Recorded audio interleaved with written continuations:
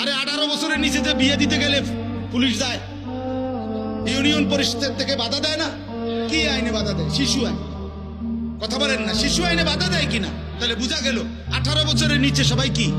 তার মানে কি, শিশুদের যেহেতু কোনো ছেলে মেয়ে নাই, তাহলে 12 বছর, 13 বছর, 14 বছর, 15 বছর, 16 বছরের ছেলে মেয়ে একসাথে খাবে, ঘুমাবে, রাত কাটাবে, দিন কাটাবে, একই বাথরুম ব্যবহার করবে, একই কমন ব্যবহার করবে, একই বেঞ্চে মিলেমিশে বসবে, যে যেখান দিয়ে আইসা জায়গা।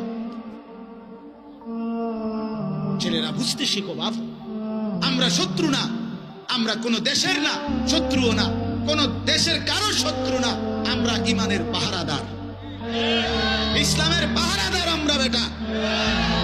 তোমাদের ভালো চাচ্ছি, তোমাদের কল্যাণ চাচ্ছি।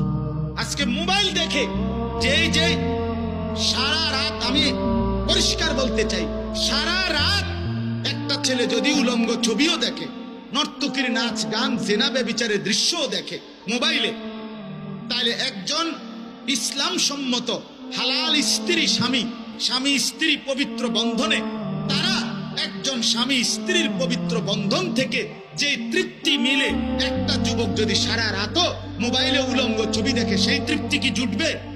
তাইলে যেখানে মোবাইলে ছুঁইতে পারে না, ধরতে পারে না, তৃপ্তির কিছু নাই, এরপরও এটা দেখতে দেখতে চরিত্র শেষ, আখলাক শেষ, নৈতিক শেষ, কোনদিন ফজরের নামাজ পড়ে না, এক ওয়াক্ত সেজদা করে না।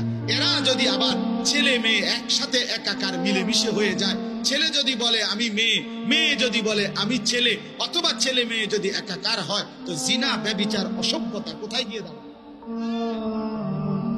আমার সন্তান কি আর খুঁজে পাওয়া যাবে? ছেলেরা বাপ। অতএব নারীর জন্য আমরা সৃষ্টি হইনি, আমরা আল্লাহর বন্দেগীর জন্য সৃষ্টি।